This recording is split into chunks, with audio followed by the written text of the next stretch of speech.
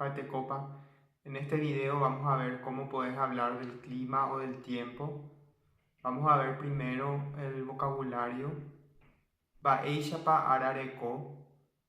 Ba'éichapa hína arareko. Ba'éichapa hína ara. Y para responder podemos decir, por ejemplo, haku, ro'y,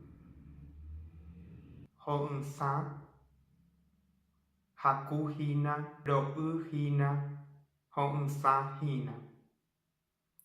Hina significa en este momento. Haku hina hace calor en este momento. Así también podemos decir ikuarahypõrã, ikuarahypõrã hina, ijarai, ijarai hina, oky, oky hina.